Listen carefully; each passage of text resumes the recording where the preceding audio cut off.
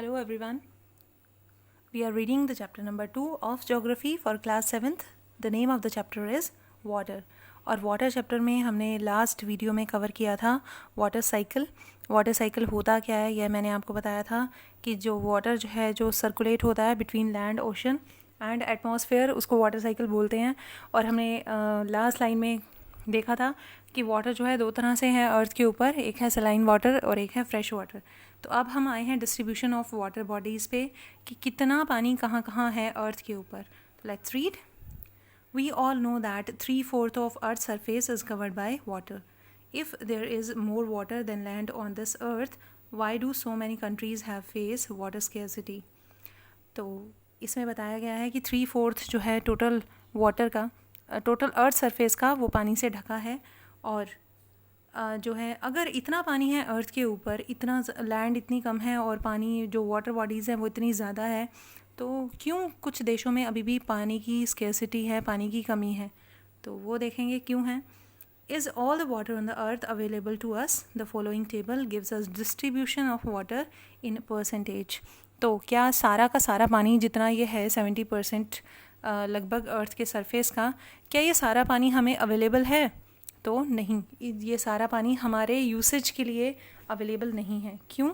क्योंकि हम परसेंटेज से हमें पता चलेगा. अगर हम नीचे की टेबल को देखें तो उसमें फर्स्ट जो है वो है ओशन. ओशन में आता है 97.3% ऑफ टोटल वाटर. टोटल पानी का 97.3 जो है वो ओशनिक वाटर है, ओशन में है वो पानी. और उसको हम कहेंगे सलाइन वाटर, जिसको हम इस्तेमाल ही नहीं कर सकते. नमकीन पानी है, वो खारा पानी है. उसके बाद है आइस कैप्स पे कितना पानी है, 0.0%. उसके बाद ग्राउंड वाटर को देखें अगर तो 0.6% है. फ्रेश वाटर लेक्स जो हैं उनमें 0.009% है. Inland seas and salt lakes में 0.009% है. एटमॉस्फेयर में भी तो जाता है ना पानी, जब इवेपोरेट होता है ओशन के सरफेस से या सीज से या रिवर से या अर्थ के सरफेस से, तो वो एटमॉस्फेयर में जाता है और वो कितना है 0.0019%. उसके बाद है रिवर्स में कितना है, बहुत कम परसेंटेज है रिवर में जो है 0.0001. तो ये जो है टोटल 100% वाटर बनाता है. और सबसे ज़्यादा परसेंटेज जो है आप देख सकते हैं वो किसकी है, ओशन वाटर की, जो कितनी है 7.3%. और ये सेलाइन वाटर है. ये देखने वाली बात है कि फ्रेश वाटर नहीं है, फ्रेश वाटर ही हम इस्तेमाल कर सकते हैं, सलाइन वाटर हम इस्तेमाल नहीं कर सकते. अगर करेंगे तो हम बीमार पड़ सकते हैं उससे. तो इसीलिए हम जो है पानी को बचाने की बात करते हैं, क्योंकि फ़्रेश वाटर बहुत कम है और सलाइन वाटर ज़्यादा है. तो अगर हम फ्रेश वाटर को सेव नहीं करेंगे तो पानी की स्केर्सिटी होगी वहाँ. उसके बाद है water distribution can be demonstrated by a simple activity. ये जो है एक्टिविटी है जिसमें वाटर का डिस्ट्रीब्यूशन दिखाया गया है आपको. इसमें टोटल जो स्पून्स है वो 12 स्पून्स ली गई हैं. 12 में से 9 स्पून्स जो है वो क्या है, सी वाटर. ये जो है 12 स्पून्स टोटल पानी की ली गई हैं, जिसमें से कि 12 स्पून्स आइस कैप्स पे जमी हुई है ग्लेशियर के रूप में. उसके बाद 2 स्पून्स जो है निकल गई ग्राउंड वाटर की, 1 स्पून रह गई फ्रेश वाटर की, और लगभग हाफ स्पून जो है वो रिवर्स में है. तो आप देख सकते हैं इतनी बड़ी बड़ी रिवर्स में जितना पानी है वो सिर्फ टोटल वाटर का कितना है, हाफ स्पून कह सकते हैं उसको. तो यानी पानी कितना है अर्थ के ऊपर, बट हम उसको फ्रेश वाटर ज़्यादा नहीं बना पा रहे हैं. हम उसको या तो गंदा कर रहे हैं, पॉल्यूट कर रहे हैं, या फिर वो सलाइन वाटर है. Water is absolutely essential for survival. Water alone can quench our thirst when we are thirsty. No, now don't you think we are wasting a precious resource when we use water carelessly? तो water जो है बहुत essential है हमारे survival के लिए. हमें ज़िंदा रहने के लिए पानी की ज़रूरत है. हमारी प्यास अगर किसी चीज़ से बुझती है तो वो सिर्फ पानी है. और अगर हम इसको वेस्ट कर रहे हैं तो हम एक प्रीशियस रिसोर्स को वेस्ट कर रहे हैं अर्थ के. So we should not use it carelessly. तो ये कुछ कटिंग है जिसमें पानी की जो है स्केर्सिटी के बारे में भी बताया हुआ है, और किस तरह से हम उसको वेस्ट कर रहे हैं उसके बारे में आपको इन कटिंग्स में पढ़ने को मिलेगा. नेक्स्ट जो है हमारा टॉपिक वो है ओशन सर्कुलेशन, यानी ओशन में किस तरह से पानी की सर्कुलेशन, पानी की मूवमेंट किस तरह से होती हैं, वो हम इस पार्ट में रीड करेंगे. There is something magical about the walking bare feet on the sea shore, the wet sand on the beach, the cool breeze, the seabirds, the smell of the salt in the air and the music of the waves, everything is so fascinating. तो ये बता रहा है कि कुछ ना कुछ magical है जब हम नंगे पैर जो हैं अगर सी शोर पर चले, समुद्र के किनारे अगर हम चल रहे हैं और हमने चप्पल नहीं पहनी हुई है, हम फील कर पा रहे हैं वो जो एनवायरनमेंट है वहाँ का उसे. तो वो यही कह रहा है कि वो जो गीली रेत है वहाँ पर जो कूल ब्रीज़ ब्लो करती है, उसके बाद जो सी बर्ड्स हैं, जो स्मेल है सॉल्ट की, वो सब हमें सुनाई देता है. और ये बहुत ही फैसिनेटिंग है, बहुत ही मैं कहूँगी ह्यूमन को बहुत अच्छा लगने वाली चीज़ें हैं ये सभी की सभी. Unlike the calm water of ponds and lakes, ocean water keeps moving continuously. अगर हम पोन्स की बात करें या लेक्स की बात करें तो पानी ठहरा हुआ है, वहाँ पर चल नहीं रहा वो पानी.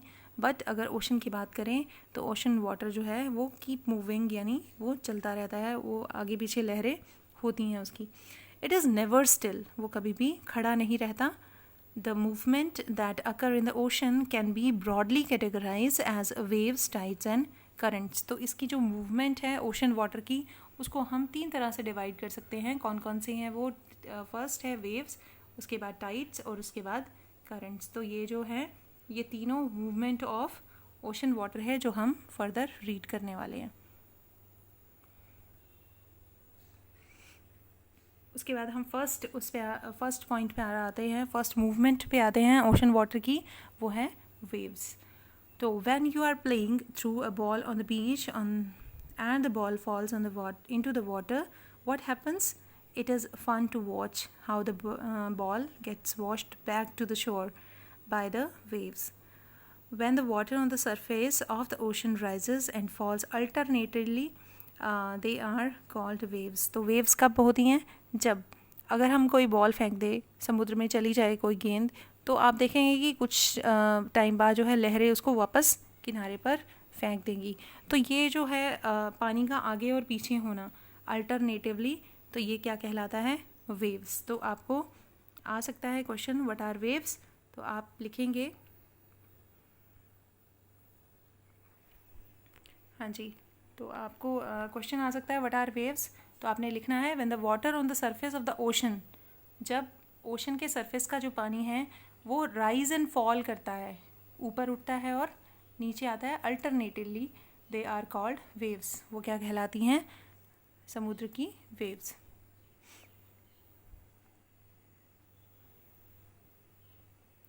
During a storm, the wind blowing at very high speed from a huge form huge waves. तो ये जो waves हैं कभी कभी बहुत ऊंची भी हो जाती हैं. जब भी कोई storm आता है या जो हवा है उसकी स्पीड ज़्यादा होती है, तो ये जो waves हैं ये बहुत ऊंची उठती हैं. They may cause tremendous destruction, और ये destruction भी ला सकती हैं, बहुत ज़्यादा तबाही मचा सकती हैं. An earthquake, a volcanic eruption or underwater landslide can shift large amount of ocean water. As a result, a huge tidal waves called tsunami. तो ये जो है अगर हम recent बात करें, एक बड़ी वेव जो कि बहुत डिस्ट्रक्शन लेकर आई थी अपने साथ, उसका नाम है सुनामी. और वो सुनामी जो है किसके कारण आई थी? वोल्केनिक इरप्शन के कारण और अंडर वाटर लैंडस्लाइड के कारण. तो ये तो है रीजंस हैं सुनामी आने के या कोई भी बड़ी लहर आने के. अर्थक्वेक, अंडर वाटर और वोल्केनिक इरप्शन या फिर अंडर वाटर लैंड स्लाइड भी हो सकता है. Can shift a large amount of ocean water, क्योंकि इन मूवमेंट्स की वजह से क्या होता है, ओशन वाटर शिफ्ट करता है बहुत ज़्यादा. और कहाँ शिफ्ट करता है? वो किनारों से बाहर आने लगता है. As a result huge tidal waves called tsunami that may be as high as 15 metre is formed. तो इसकी जो हाइट थी सुनामी की वो कितनी थी? 15 मीटर के करीब थी. The largest tsunami ever measured was 150 metre high. और जो लार्जेस्ट सुनामी थी उसकी हाइट कितनी थी? 150 मीटर. तो 15 से लेकर 150 मीटर तक जो है सुनामी आ सकती है अभी तक. These waves travelled at the speed more than 700 kilometres per hour. और ये ट्रेवल भी बहुत फास्ट करती हैं, क्योंकि जो लहरें हैं 700 किलोमीटर पर घंटा उनकी स्पीड है. The tsunami of 2004 caused a wide spread damage in the coastal areas of India. Bharat के इंदिरा पॉइंट पे आई थी ये सुनामी और पूरी तरह से डुबो दिया था इसने उस पॉइंट को, और 2004 में आई थी इंडिया में. तो कोस्टल एरिया को बहुत ज़्यादा डैमेज का सामना करना पड़ा था उस वक्त जब ये लहर आई थी इंडिया में.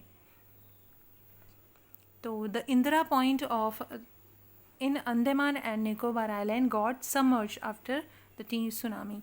तो ये जो सुनामी है इसके बाद क्या हुआ था, जो इंदिरा पॉइंट है जो कि बिल्कुल आखिरी पॉइंट कहा जाता है इंडिया का, उसको इसने सबमर्ज कर दिया था, पानी में डुबो दिया था. और इसका जो अगर जापानीज़ में इसका मीनिंग हम खोजते हैं तो जापानीज़ वर्ड है ये, और इसका मीनिंग होता है हार्बर वेव्स. एज या harbours get destroyed whenever there is tsunami. तो हार्बर का मतलब भी डिस्ट्रक्शन से ही जोड़ा गया है. उसके बाद ये जो है सुनामी के बारे में पैराग्राफ है, ये आप पढ़ सकते हैं कि क्या क्या हुआ था जब सुनामी जो है इंडिया में आई थी और किस तरह से उसने डिस्ट्रक्शन की थी. उसके बाद हम टॉपिक पे आते हैं टाइड्स. अब ये जो है सेकंड मूवमेंट है ओशन वाटर की. मैंने आपको बताया था 3 तरह की मूवमेंट है, वेव्स हैं, टाइड्स हैं और ओशन करंट्स हैं. तो टाइड्स क्या होती हैं, the rhythmic rise and fall of ocean water twice in a day. अब वेव्स तो हैं, वेव्स तो रुकती ही नहीं हैं, ओशन में आती हैं, लगातार आती हैं, दिन हो रात हो लगातार आती हैं. बट टाइड्स जो हैं वो दिन में 2 बार आती हैं. ये रिदमिक राइज एंड फॉल है. और ये क्यों आती हैं, क्योंकि जो सन और मून का जो मैं कहूँगी खिंचाव है अर्थ की तरफ, उसके कारण ये लहर बनती हैं, ये टाइड्स बनती हैं. तो टाइड्स की डेफिनेशन क्या है, the rhythmic rise and fall of ocean water twice in a day is called a tide. तो रिदमिक राइज एंड फॉल है ये ओशन वाटर का, और ट्वाइस इन अ डे आती है ये, यानी दिन में 2 बार. When water covers much of the shore by rising its highest level. तो ये जो टाइड्स होती हैं जब ये आती हैं तो हाईएस्ट लेवल जो है जो लहरें हैं वो कवर करती हैं शोर का, यानी किनारे का. It is the low tide when water falls to its lowest level and recede from the shore. जब कई बार लो टाइड की सिचुएशन भी होती है, लो टाइड और हाई टाइड मैं बताऊंगी आपको कि कब आती हैं ये. तो ये जो है नीप टाइड और स्प्रिंग टाइड है. स्प्रिंग टाइड में क्या होता है, जब अर्थ मून और सन एक लाइन में आ जाते हैं तो उसको स्प्रिंग टाइड बोलते हैं. और नीप टाइड क्या है, जब ये 90 डिग्री के एंगल पे आते हैं तो उसको नीप टाइड कहते हैं. हम देख सकते हैं डायग्राम में अच्छे से.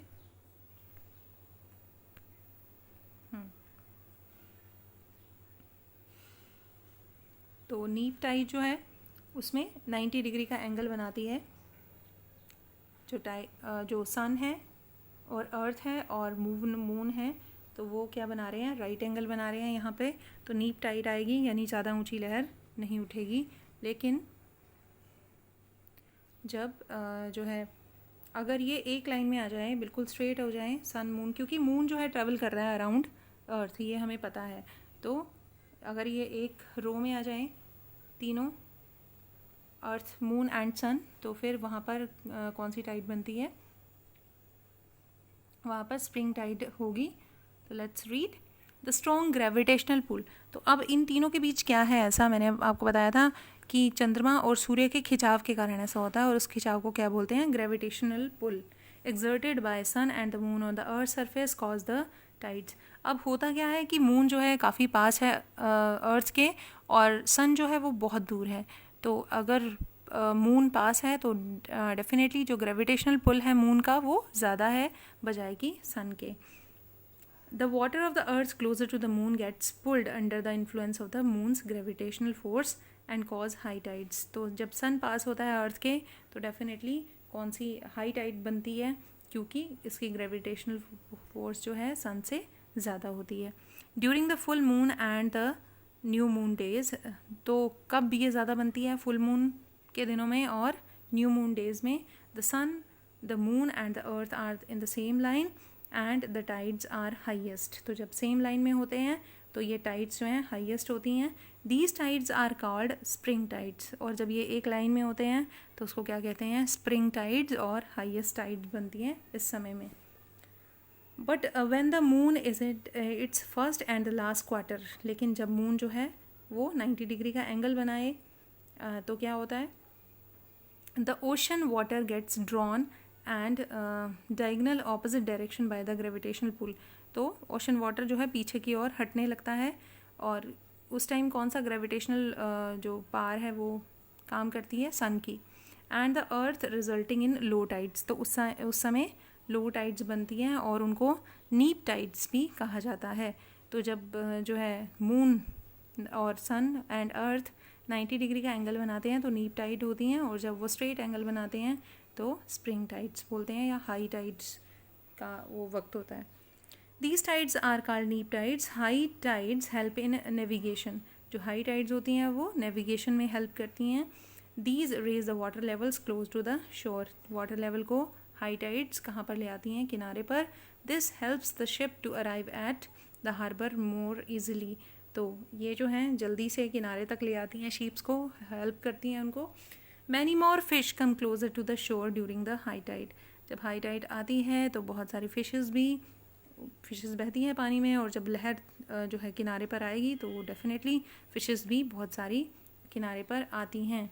This enables fisherman to get a plentiful catch, तो इससे क्या होता है, जो फिशरमैन होता है उसको बहुत सारा कैच मिल जाता है, बहुत सारी मछलियाँ वो पकड़ सकता है उस समय।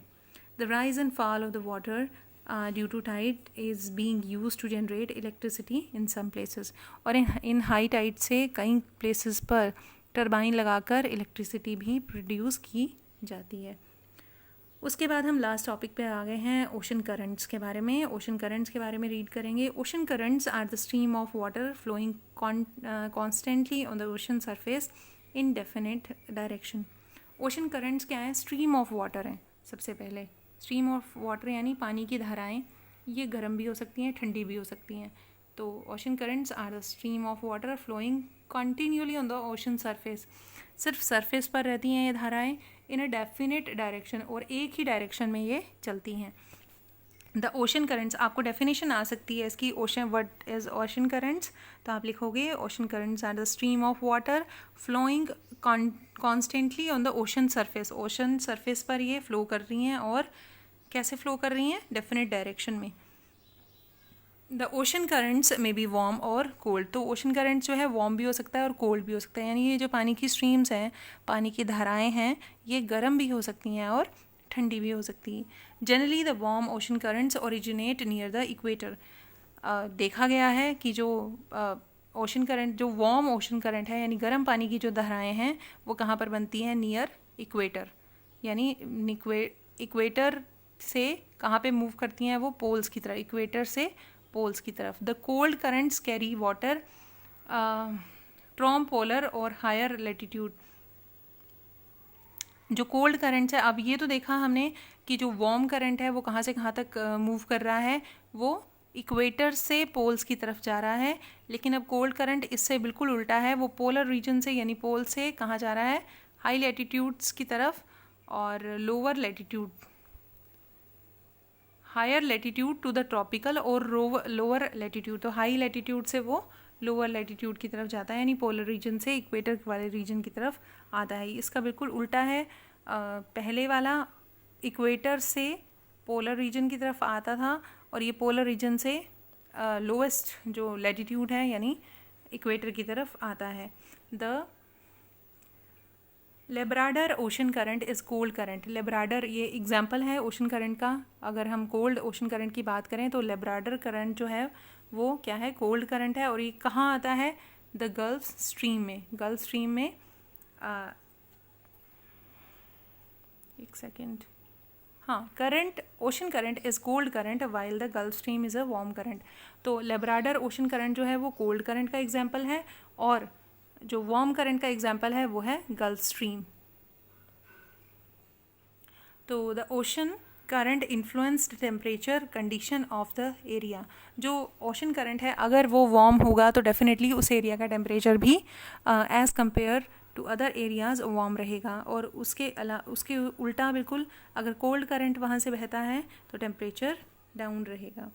The ocean current influence the temperature condition of the area. Warm currents bring about warm temperature over land surface. The area where the warm and cold currents meet provide the best fishing ground of the world. तो एक area ऐसा भी है जहाँ पर ये warm current और cold current मिलते हैं, वहाँ पर सबसे अच्छा फिशिंग एरिया है वर्ल्ड का। और seas around Japan and eastern coast of the North America are such example. तो ये कहाँ पर है एरिया?